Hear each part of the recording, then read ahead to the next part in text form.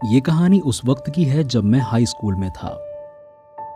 गर्मी की छुट्टियों में एक सुबह मेरे पापा के काम पर जाने के बाद मेरी माँ और मैंने मेरी नानी के यहाँ जाने की सोची। मेरी नानी एक गांव में रहती थी। क्योंकि मेरी नानी का घर गांव में था, इसलिए आगे जाकर हम लोगों को बाईं तरफ एक मोड़ लेना पड़ा। आगे का रास्ता इतना सकरा था कि एक समय में सिर्फ एक ही कार उस कच्ची रोड पर जा सकती थी। उस रोड के दोनों तरफ चावल के फसलों से भरे खेत और जंगल थे। नानी के यहाँ पहुंचते ही मैंने उन्हें प्रणाम किया और अपने छोटे मामा के कमरे की ओर दौड़ पड़ा। मुझे इसलिए भी नानी के घर आना पसंद था क्योंकि मेरे मामा को गेम्स खेलने का काफी शौक था और उनका कंप्यूटर मेरे कंप्यूटर से काफी ज्यादा अच्छा था।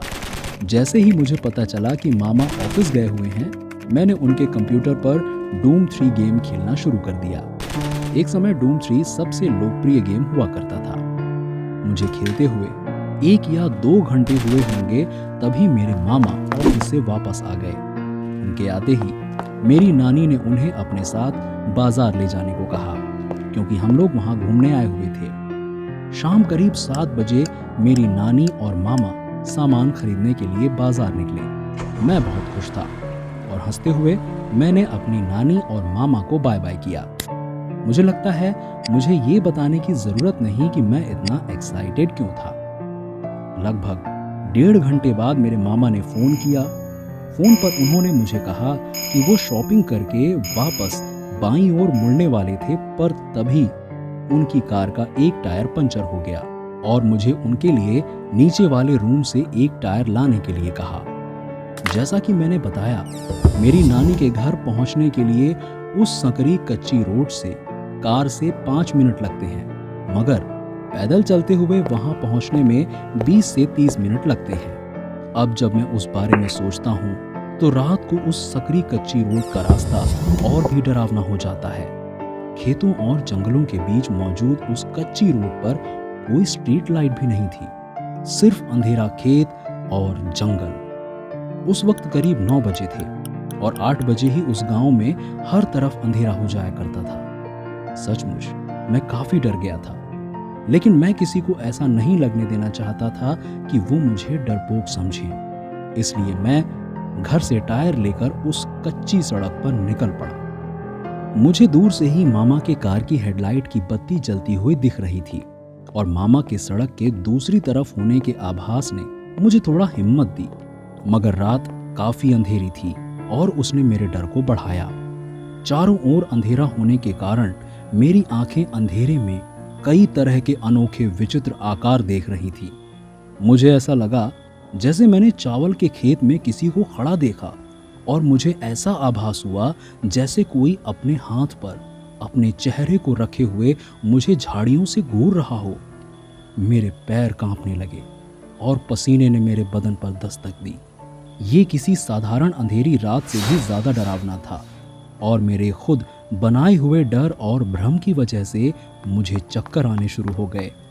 लगभग 20 मिनट चलने के बाद मुझे एहसास हुआ कि मैं अपने मामा की कार से काफी नजदीक हूँ। खुश होते हुए मैंने टायर को आगे बढ़ाते हुए उनकी ओर काफी तेजी से चलने लगा। मैं काफी तेजी से चल ही रहा था, पर तभी अचानक मुझे अपने सामने कुछ दिखाई दिया। क्योंकि वो चीज अभी भी मुझसे थोड़ी दूर थी, इसलिए मुझे पता नहीं चला था कि वो है क्या, मगर वो कोई खाली चीज थी। अचानक मुझे बहुत अजीब लगा और फिर से मेरी गति धीमी हो गई।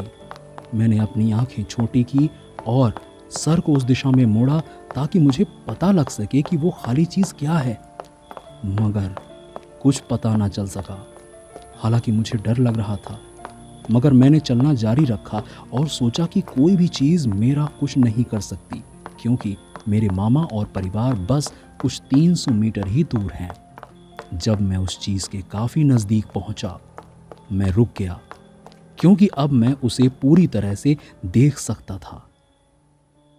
एक बूढ़ी औरत सड़क के किनारे बैठी हुई थी, चावल के खेत में देख रही थी। सिर्फ उसका चेहरा देखकर ही मेरा पूरा शरीर कांपने लग गया और मेरे रोंगटे खड़े हो गए। उस बूढ़ी औरत का मुंह खुला हुआ था और उसके चेहरे पर कोई अभिव्यक्ति नहीं थी। मुझे आज भी नहीं पता क्यों मेरे कदम उस बूढ़ी औरत की ओर बढ़ने लगे। बिना कुछ बोले उसकी ओर चलते हुए मेरा डर और भी ज्यादा हो रहा था।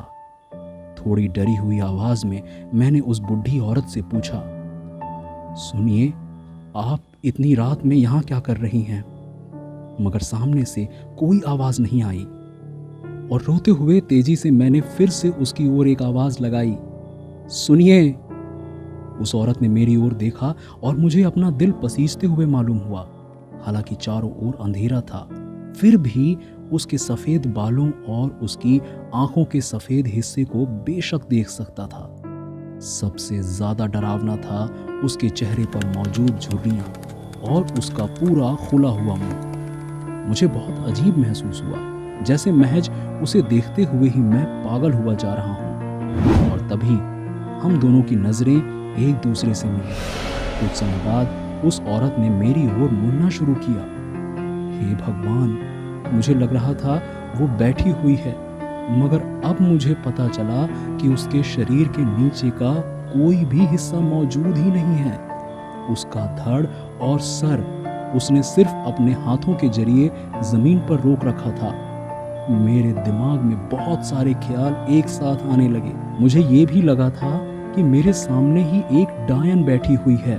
मुझे ऐसा लगा कि अगर मैं वहीं रुका रहा तो वो दोनों हाथों से मेरी तरफ दौड़ेगी। मैंने टायर को अपने हाथों में उठाया और आंखें बंद करके ही अपने मामा की कार की तरफ बहुत तेजी से दौड़ा। मुझे ये भी नहीं याद है कि मैं कितने समय के लिए दौड़ा, पर जैसे ही मेरी आंखें खुली मुझे सुकून मिला। सुबह हो चुकी थी और मैं अपनी नानी के कमरे में था। जब मैंने अपनी माँ से पूछा कि क्या हुआ था, तो वो बोली कि वो कार में बैठी हुई मेरा इंतजार कर रही थी और तभी उन्होंने देखा कि मैं अपना सर नीचे करके हाथों में टायर लिए हुए दौड़ रहा था और तभी मैं नीचे गिर गया और सभी कार से निकलकर मेरी तरफ दौड़े। माँ की बात सुनने के बाद मैंने माँ को और सभी को वो बातें बताईं जो रात में मेरे साथ घटी थी। उस शाम मेरी नानी ने मेरे लिए चिकन सूप बनाया था। मेरे अंकल ने मुझे डरावने गेम्स खेलने से मना किया और वो अब मुझे डूम 3 भी नहीं खेलने देते। और तभी से जब भी मैं नानी के यहाँ रुकता हूँ, मुझे सिर्फ स्टार वॉर्स रेसिंग गेम ही खेलने को मिलता है। मुझे अभी भी लगता है जो मैंने उस रात को देखा था वो कोई भूत नहीं था, वो सिर्फ मेरे कमज़ोर दिमाग का पैदा किया हुआ एक भ्रम था।